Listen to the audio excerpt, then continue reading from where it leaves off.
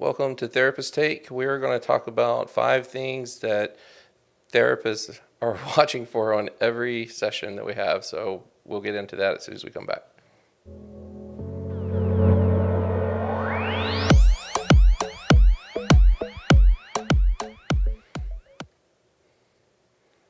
Hi, Carrie. Hi, Josh. You can laugh now. It was too much to remember. The title was too long. Oh, well, you did it. You got I it out know. there. Yeah. But I think so. I had to keep. When Hannah put the screen on, I had to go back to the words. Did I say it in the right order? Because I wanted to say 5 things every therapist.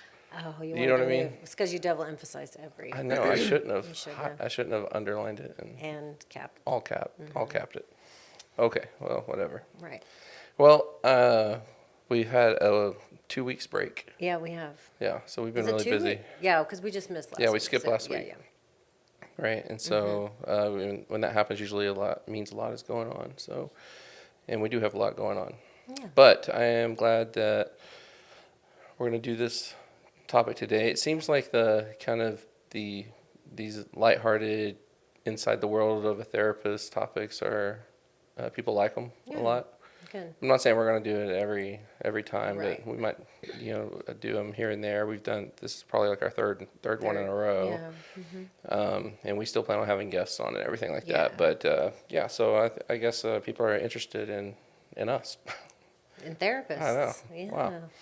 So this is a topic. So it's a little bit similar to the one we did last week, where we just talked about what we're thinking and feeling when we're sitting across from our clients. So there's a couple of the points that we're going to make today that are similar, or some of them exactly the same, but we'll come at them at a different angle, basically.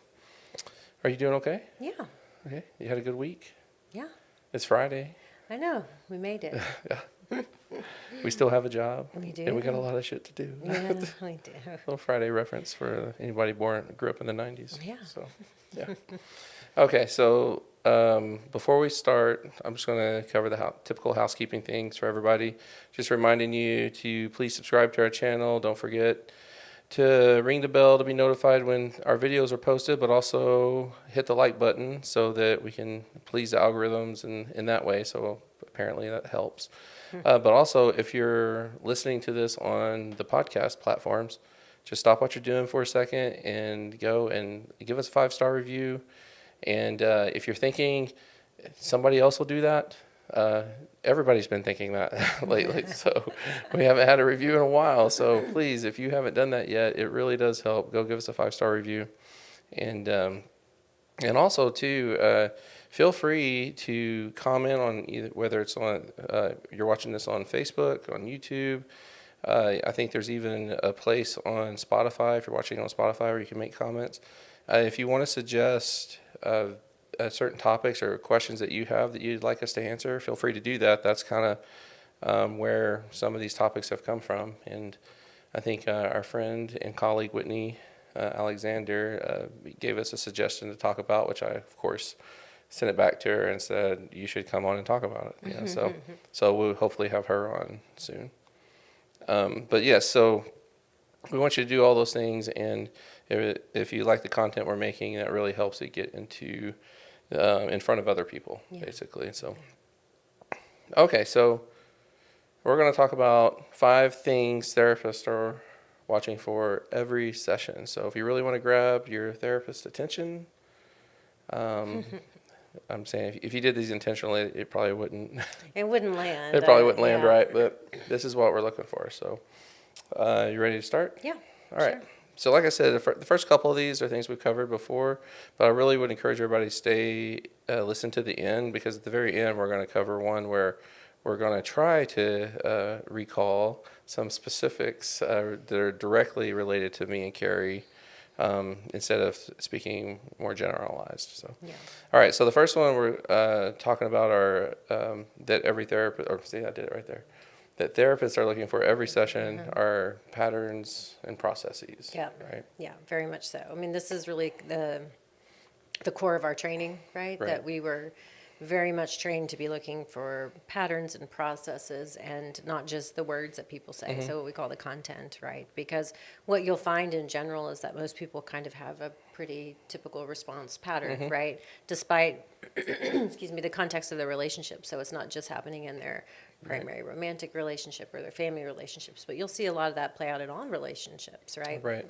And so looking for those patterns and processes, first of all, it helps therapists get to know their client, right? You can start to kind of sketch your idea of, oh, this is kind of the roles that they play.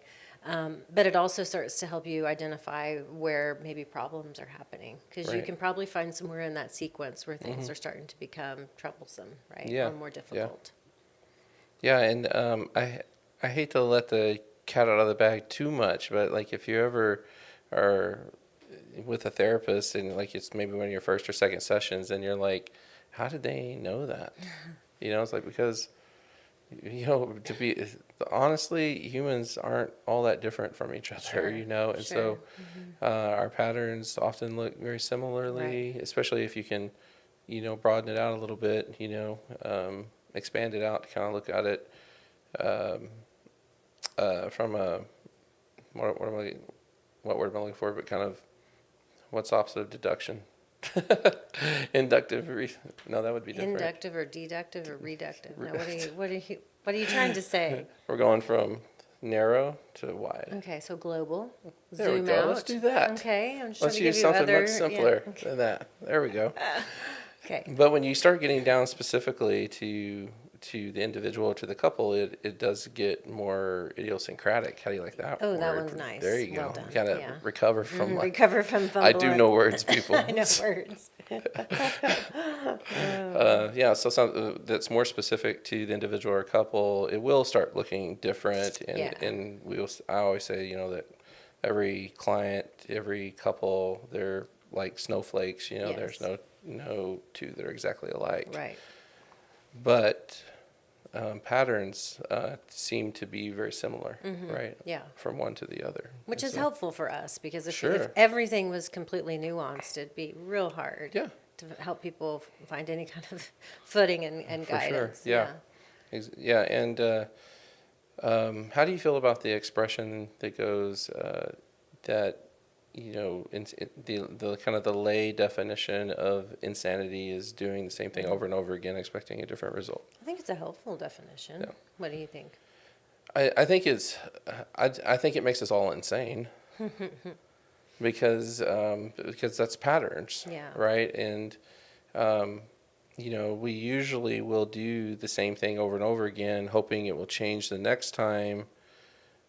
We have to do that enough before we realize it's not going to. It's not going to. Sure. Right, and so I think it makes for a good and fun expression to say to make a point, but I don't think it makes people insane. I think it makes you human. Yeah. No, Yeah. but you have to remember, all of us, I mean, just like even thinking about neurons, right? Neurons don't change and reconnect after one exposure to something, right? It takes some repetition, right? Right. Before things are actually redirected and reconnected in the brain. So of course Yes. it's going to take insanity, so to speak, Right, right? right. Before the brain goes, oh, that's right. Turning Yeah. left on something that only turns right isn't Right. going to work. 100%, I agree. All right, so the next one that we're looking for in every session that we talked a lot about last week was body language. Yeah. Yeah. Right, this is a big one. So we Yeah. talked about, so we don't have to spend a whole lot of time on it, but just, what does it mean when someone leans in versus leaning out? And we can tell when people check out, Yes. and what do you do when you notice a client has checked out through body language? How do you call them out on it? You try to get them to check back in, or do you say like session's over? No. Yeah, session's over. Session's over. You They disappointed They me. wouldn't know. Right. No. I mean, I usually try and, first when I notice it, then think I need to stop talking because something else is happening here. Right? Yeah. And so some kind of shift in either I stop talking or I stop talking much, or I ask what's going on for them. But usually when people have checked out and I stop, they check back in.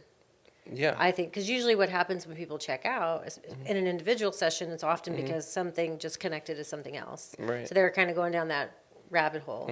Sometimes when it happens when you're in a room with a couple or a family, that checking out can also be a way to kind of pull out of the stress, right? Again, it could happen in an individual, but I've noticed it seems like a stress response, right? A lot in the presence of family members. And so that needs to, I like to observe that for a little while. Right. I don't know. So I may call it out at some point, but a lot of times I'm going to just observe it and try and almost change like the intensity of the session. Like I remember in graduate school talking just even about tone and tempo and volume as a way to shift, right, the energy in the room. Yeah. And so if someone's checking out, then what energy in the room do I need to shift? Right.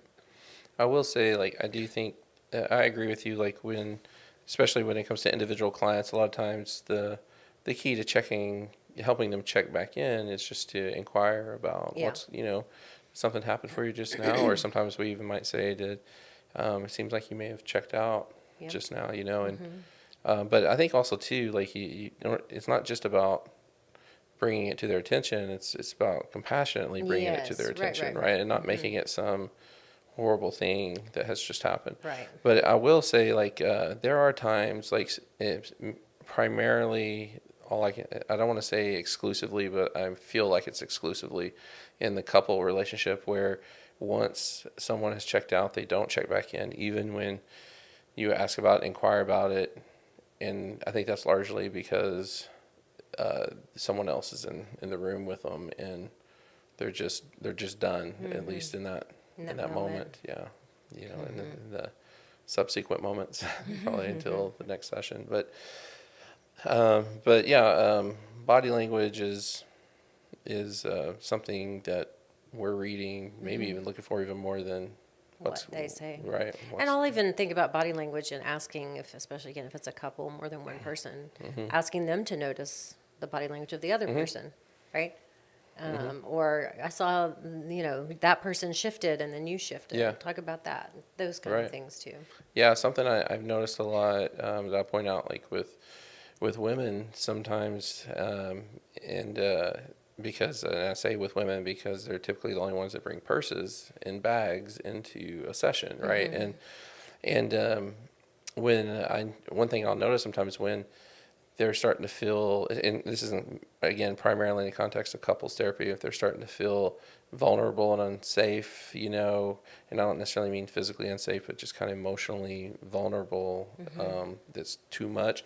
A lot of times I'll see them reach down and they grab their bag, and to me, that makes a lot of sense because if I got to leave, I can't forget my bag. I want my stuff. Right? Yeah. And so it's just a really interesting phenomenon that happens. I haven't noticed that. There, yeah. Okay. Could just be all in my head. I'm going to keep my eye out for that. Yeah. Maybe people get in their bag for chapstick. As you reach for your bag as I'm talking. Right. I'm checking out. Yeah. I know. But there's one story I like to tell a lot of a client that I had, and this actually happens with a lot of clients, but this one was just so pronounced, where the body language, I could just watch him, and like process something, and and his body language was so pronounced on how he did it that it was kind of amusing in a way. It's like just watching him go through this process. And I never talked to him about it, like, but it was just really interesting. I always think of this particular person. Yeah, because you could read it. It was telling you so much. It was a transparent expression. I mean, he wasn't super verbal, but he spoke so much through his body language, so it was pretty neat. Yeah, in that good sense. information. Yeah. Okay, so moving on. Okay. We also look for incongruencies. What are incongruencies, Josh? Man, I was going to ask you that. Let you define it. I flipped the script. I know. Incongruent here. It's just something that doesn't line up. Yeah. It doesn't make sense, or it can also be in body language. Yes. Right? It's not just in Sure. a story someone's telling us. Yeah. Right. I mean, I think one that happens a lot, and I don't think people are lying when this happens, but one that I see happen a lot, again, so I'll kind of flip it over to the side of men, because maybe because of our culture and male masculinity or whatever, but I'll see tears well up in their eyes, and then I'll ask them what's going on, and they say nothing. Nothing. Yeah. And I don't think they're lying. I don't think they truly didn't Haven't connected it. haven't or made the connection noticed that it, something just yeah. happened emotionally to me. But I think some of the more common body language type things we see is just someone. It really is more like a combination of body language and the spoken word, language, right? Like yeah. someone saying they're happy, but they don't look happy. Yeah, yeah. Yeah, I'm Yeah. not mad, Right. right? And that as their voice inflection goes up Yeah. and they shift their body into a defensive posture. I just came out of podcast mode when you said that. I was like, What I did I didn't think you do? were. You had a very You did strong, you're true very good at response. that. Yeah, I heard it a few times, right? Yeah, yeah.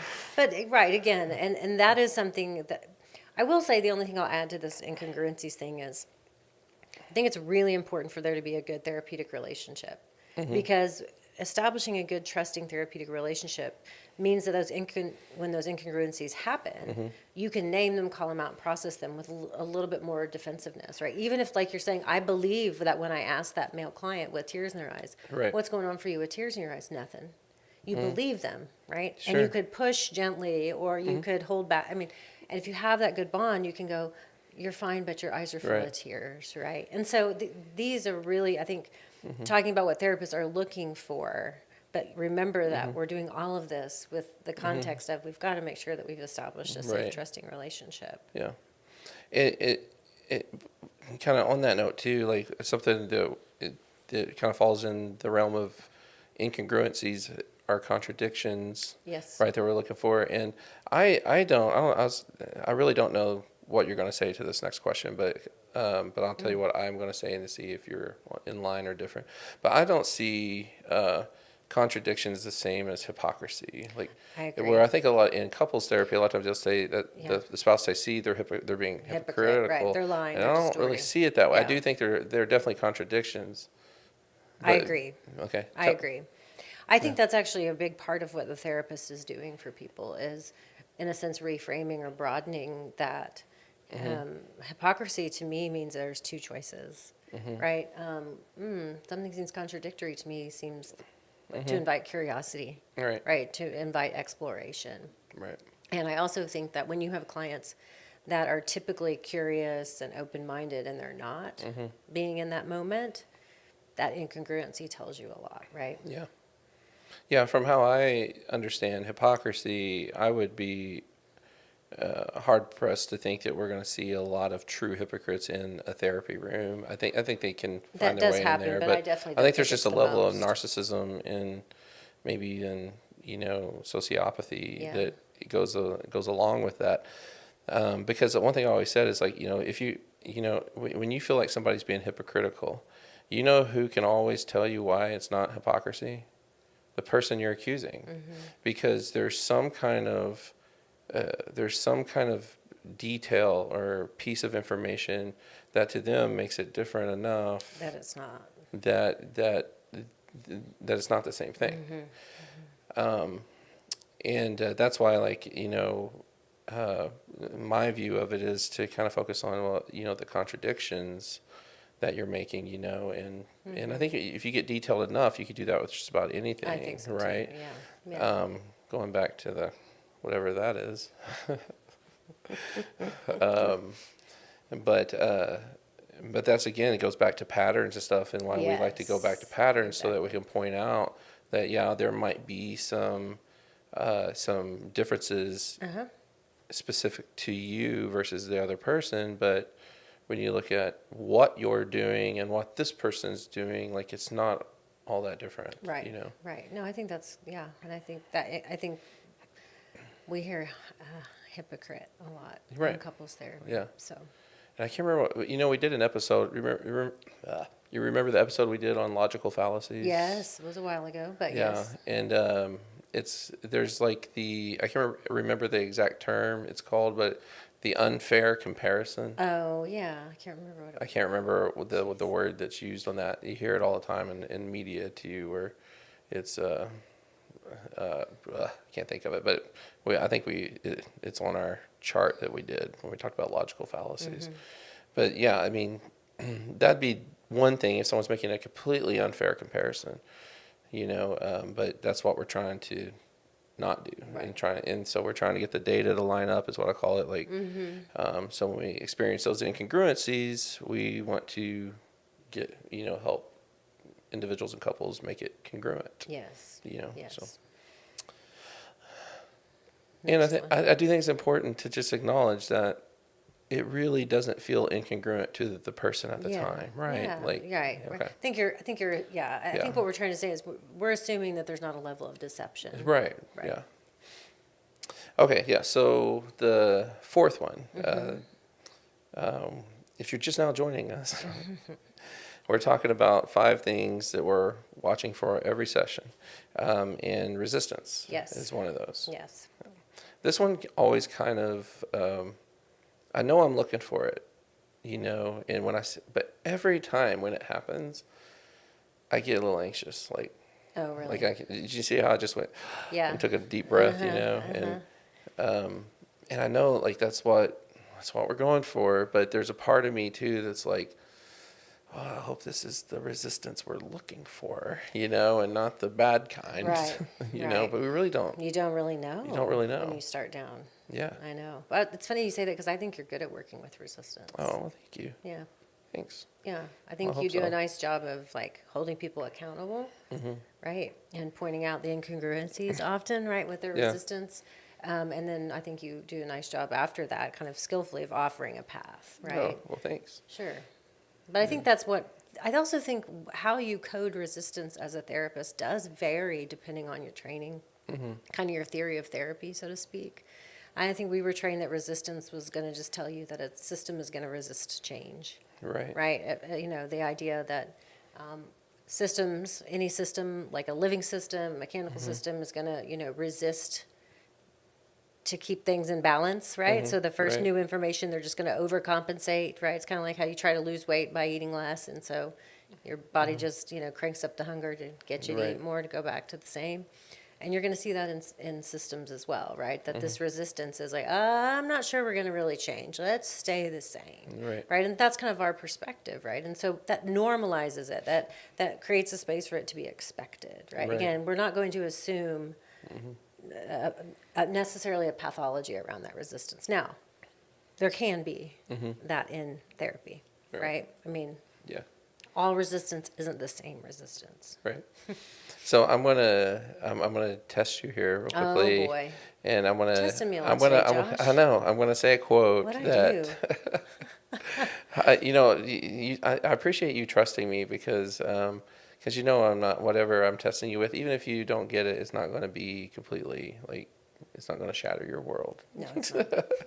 How dare you bring that up on the podcast? It's not going to be anything like that. But when it comes to resistance, one of the common kind of lay person expressions that everybody has heard goes that things get worse before they get better. That Yeah. kind of reflects on, resistance happening before progress happens, right? Do you remember what one of our old professor Dave Fournier would say? And I don't think it's his, Oh. but he would say a different expression that fits more with what we're doing, but it's kind of like the equivalent to. Right now I have his in my head and I'm trying to Oh, go back. no. What was the other one I just said? No, I can't remember how you said it because I'm trying to Things get fill worse in the before they get better. Yeah, worse before they get better. Yeah. You don't No, recall? I don't remember. Oh, What is it? He said, progress looks like destruction in the beginning. Yeah. Yeah. So the therapist version of that is progress looks like destruction in the beginning. So, so if something that you have, despite how bad it has been, you're at minimum, you're very familiar with it and there's comfort in that familiarity. Sure. And at most might be something, a system or a way of doing life that you've loved that has to change. Right.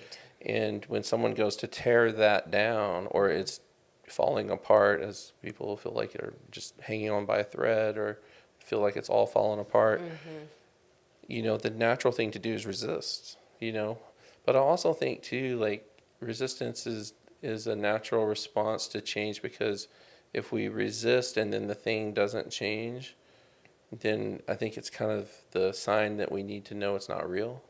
Oh, yeah. You know? And so if this is supposed to be different, or this is changing, or it looks like it's changing, and I poke at it to kind of test it to see, is it really changing? You know? I always think of, do you remember my dog, Newman? Of course I remember Okay, I just didn't know Newman. if you Yeah. remember Newman. And by the way, I'm gonna tell us, I was 24 when I did this, and Okay. I would Disclaimer. not do this now. Like, I feel like I have more respect for animals than I did when I was younger. But I put up the electric fence, the dog electric fence. So I went and bought the stuff, and because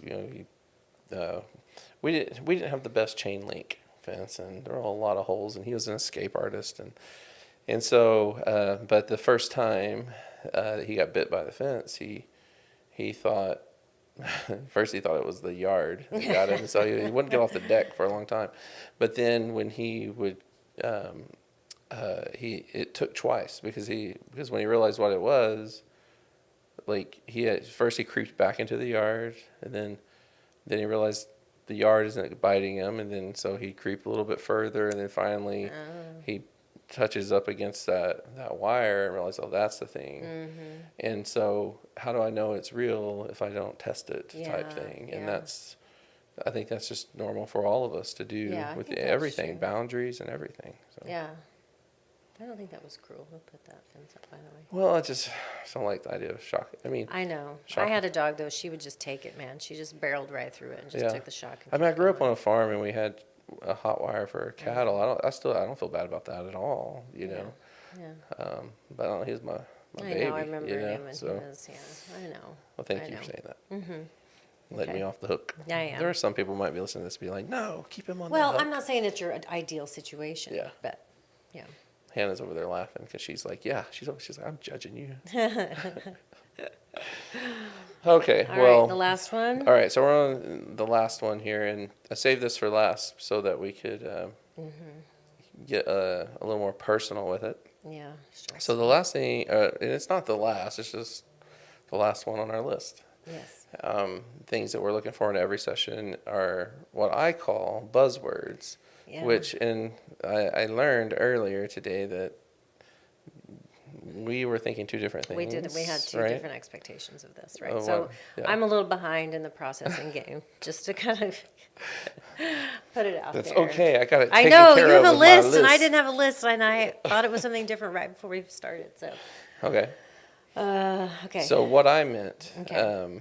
is certain things that the clients will say that kind of trigger an opportunity for us to intervene with a thought or a perspective or ideology or whatever, something to challenge them with their processes, basically. So you want me to do one of mine? Yeah, you for have to, example? since you have several. Yeah, I do. And anytime a client says, I should do this or I'm supposed to do that, those are buzzwords for me. Like that is always, for me, tells me that they're reflecting on some kind of governing rule for their life or relationship that might be contributing to keeping them stuck. Yeah. And so a lot of times sometimes I'll just tell them, like, for a period of time, you're going to need to get the words supposed to and should have out of your vocabulary for a period of time until you can determine if whatever these governing rules are, if you want them, if you want them. If they're going to stick around. Right. Yeah. Mm-hmm. So, but sometimes they'll say, well, it's supposed to, or it wasn't supposed to, Yeah. and I'll say why? Like, why was it supposed to be like this? Or why are you supposed to do this? Or why can't, if they say, like, a mom, for example, why does a mom have to do this to be a good mom? Right. And I often will say, like, I'm not saying that you're going to then I'm saying that that doesn't mean that. Right. But I think it's worth looking at so that you can Exploring. make the determination for yourself is what it means to be a good mother and what it doesn't, you know? Yeah. And so I've so seen that's you one do of them that. for me. Yeah. Have you seen me do that? Oh, okay. In session. How Yeah. was it? Good. Good. I like that praise coming I from know. you, Carrie. I know. It's like Good. 2 in 1 See, podcast if I could have episode. done my homework, you could praise me for the stuff I'm going to do. But Well, I came up with 4. well, I was just thinking one in general is that when people kind of present binary options, right? It's either or. You're either Okay. in or you're out. Right. Right. We're on That's the a good wagon. one. We're off the wagon. Because marriage and family therapists are just trained to at minimum think there are 3 options. Yeah, at minimum. Right. So Yeah. I understand, like you say, like you said was supposed to, right? When you hear some kind of either or binary, something language from somebody, it's not wrong, but it's definitely going to be like, oh, that's a rich source that we need to get to kind of start exploring that. Yeah. Yeah, and in addition to, you know, there being third options and things, we are often also both and Yes. people, not either or people. That's right. That's why we're So annoying humans. right. Sometimes it's not about, especially in couple relationships, you know, it's like, it's not Yes. about either you get your way or I get mine. It's Right. really about how do we both How do we both win? win, which, boom, that's a Uh-oh, buzzword okay, for go, me. Go, let me hear Yes. it. Let me hear it. Yeah, so winning and losing. Okay, yeah. When people bring up winning and losing, I'm like, this is not a competition. Yeah. You know, so how do you win? How do you win at a relationship when someone looks at you and says, I can't win for losing, what do they mean? Like when they're talking about their relationship, like what are, like, be the therapist right now, what are they meaning when they do that? That they feel helpless. Right. Yeah. So we've associated helplessness with losing. Losing, yeah. But helplessness is such an important Oh, yeah. feeling to have. Yes. And if every time you feel helpless, you're going to feel like you I mean, lost. Potentially a trauma Yeah. response, right? Right. Helplessness, sure. I think sometimes when they say I can't win for losing means that, you know, I'm not feeling heard. I'm not feeling understood. Right. You don't get me. Right. I don't feel safe to Right. reveal. Yeah. But when you say no matter what I do, I can't win, that does not send, like, if you're looking at your partner and you're not feeling heard, you're not feeling understood, and you go, I can't win for losing. Like, shuts it what down a message little do you bit. think they're? Yeah. What you think that they're gonna get that? Oh, I get it. You don't feel heard. Thank you for saying that. Right. Right. No. You know. Right. They feel shut down. Right. You're inviting them to join you in your helplessness. Right. Yeah. But then the other thing happens too when you're like, but if, like, you know that you can say that that I disagree. I'm not going to give in. I'm going to stand up. And it's like, well, now they lose. I was like, well, then it's not about winning or losing, you know, and relationships are painful sometimes. Yes. But it's about the position it puts you in is trying to figure out the both and scenario. Like, how can we both get what we want without compromise? Because I think a lot of people think, I think our culture has kind of taught that couples should learn to compromise, and compromise usually is what gets them in our office. Like when they've compromised their own values and their own self. Like someone has given up their own existence, you know, and just I'll just sacrifice everything for this person. And to me, that's a compromise, you know. And doing what we're talking about, there might be some sacrifices that you have to make, or but at least you're determining the level of sacrifice that you're willing to make. So negotiation. Right, because I can go this far with my I can adjust what I want to this degree before I feel like I'm compromising. Yeah. Because one thing I always say is, like, there's a difference in making sacrifices and being self-sacrificial. Like, we don't want you being self-sacrificial, but you will have to make some sacrifices in relationships. Oh yeah. But you should still feel like you got what you want, though. Still, the spirit of it. The anyway, spirit of the right? overall. Right. It might not look exactly like I imagined, but I caught the spirit of it, and that's really Mm-hmm. what matters for most people, anyways. So yeah, so that was one too. Okay. You said another one too when you I were did? talking. Yeah. Uh-oh. But I can't. Oh, and I don't have this one written down. Oh, When you were saying like it's not wrong, when people start diving into that's kind of dichotomous thinking though, like yeah. the right or wrong. Right, Like right. it's either right or it's wrong. Good or and- bad. Right. Yeah. And that's very similar to the supposed to, should have Yes. stuff for me, Sure. anyways. All right. So another one I had on here is when people use hierarchical language, and this is one of my favorites to hone in on. And it primarily happens when they're reflecting on their coupleship, and someone goes, I would say that, but every time I say something or do something like that, I get in trouble. I'm like, and by the way, people, like, I don't see minors, and so my caseload's 18 and over, and so Nobody's getting in trouble unless it's the law. That's right. I'm like, what do you mean you're getting in trouble? Aren't you grown? You're a grown man. How are you getting in? You don't get in trouble anymore unless you're getting in trouble by someone in a hierarchical role. Right. So I think that's a big deal, don't It you? is. Well, Like, you and I both get, like, that's something we hear right. very, very quickly. But do you ever have people that kind of say you're okay? I'll use a different word, kind of like I'm being a little bit no fun. no fun, and just making a mountain out of a molehill type thing, like some potato. I still think that's a game too. You're still hiding Yeah. behind that when you're trying to make a joke out of that. Well, even a therapist, right? Oh, am I Right. going to get in trouble if I don't do this homework? Like, there is no trouble. Right. I said there are no grades. Yeah. You're choosing to do this. Yeah.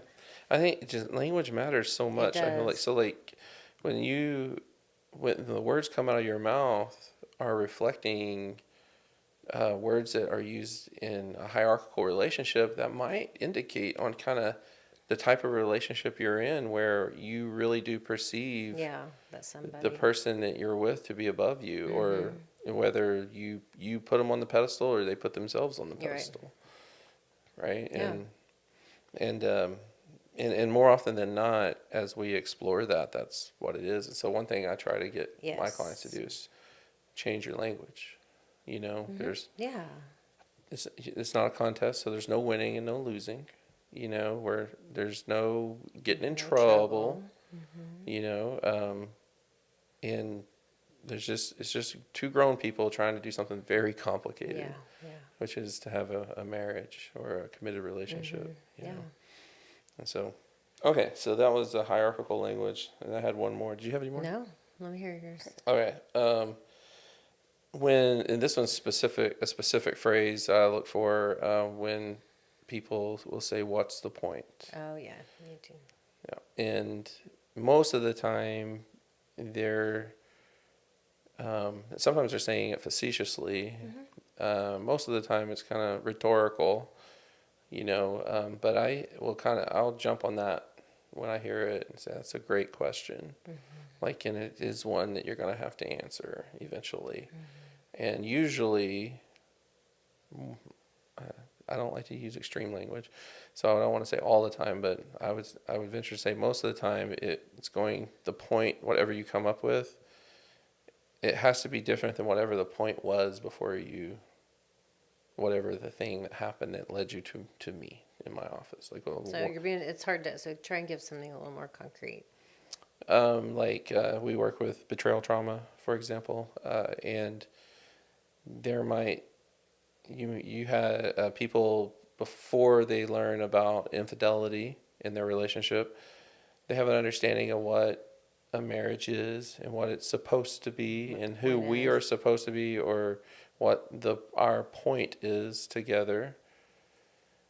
And sometimes that looks very codependent. Sure. And when they discover the infidelity and it's completely wrecked their world, they're faced with this question of what's the point in doing this? Why are we here? And if this person will always be the person who betrayed me. So how can I be with this person? That's another way of saying what's the point? Yeah. And that's a question that has to be answered. And the hard part is that we don't typically think about our lives in. We don't think about the kind of the driving philosophies or ideologies Right. that's operating within us. We just operate, you know. And so when people say, you know, what's the point? And I say, like, well, what was the point before? They don't even know the answer to that Yeah. one because they were just operating. Right. But there is one, and whatever it was, it can't be that moving forward. Or it And- can't be that in the same way. Yeah. Yeah. And sometimes the point is like, comes from, like, who gave you the point? Like, sometimes it's a divine point, like a divine purpose. Or it's a purpose as I understood it from my parents, you know, and how I was raised. And people will say, it's Sure. not how I was raised, Right. Right. you know. And this time, I have to come up with my own point. That doesn't. I'm just me, Yeah. Yeah. you know. Like, Yeah. you know, I see me every morning, Right. and I'm Just very doing what human, I have to do. Yeah. you know, and I'm supposed to come up with this point for my life. Like, I like the divine point better. Like, that's Yeah. kind of how I see it, anyway. But that's asking somebody to reflect on man's search for meaning, kind of thing. yeah, Right? it is very Viktor Yeah. Franklish. Yes. Yes. Franklish. Franklish. It's a funny word. Yeah, just made that up. Yeah, it is. Yeah, so if anybody's ever, that'd be a good book to It to would, read yeah. for a lot of people at some point, because the Holocaust survivors, I think they know exactly what I'm talking They know the about. point. Right. Like, and Viktor Frankl talks about that, and how he, in order to survive, he had to really understand things very differently and think very differently. And of course, he emerged from that with a whole different way of practicing Right. clinical psychology, Yeah. which he was, I believe, a clinical psychologist before he went into Was the he camp. before? Yeah, Okay. he was before. Yeah. Okay. Yeah. So anyways, I could talk forever about that. So those are 5 things. 5 things Yeah. every session. Yeah, pretty much. Yeah. Those are the only 5. That's all we're We doing. did all the, you know, grad school work and the continuing education we've had to do every year Yes. Yes. to come up with just 5 these 5 things. things that we're looking for. Yeah, but I hope it's helpful so that, Yeah. I mean, there's nothing about keeping secrets, right? It's about, Right. hey, these constructs are what we're doing, and they're helpful for people to know. Sure. And if there are any therapists that are watching this, that there are some things that's on your list that you look for, please feel free to comment on those Yeah. and let us know. And these are the things that we just came up with For us. for us. And like I said, there's more. I mean, these are just, Right, you know, right. for the sake of time. Right. You have to pick so many. Yeah. And I don't know if I want to be that self-aware to know all my things. And so, Let the world know your yeah, self-awareness. it's too complicated. Yeah, I know. All right. Well, we appreciate everybody who has tuned in to watch us or listen to us. Please, again, don't forget to subscribe to our channel and go follow us on our podcast platforms, the audio platforms, and make sure that you leave us a 5-star review and give us a nice comment if you want. So, and we will be back next time.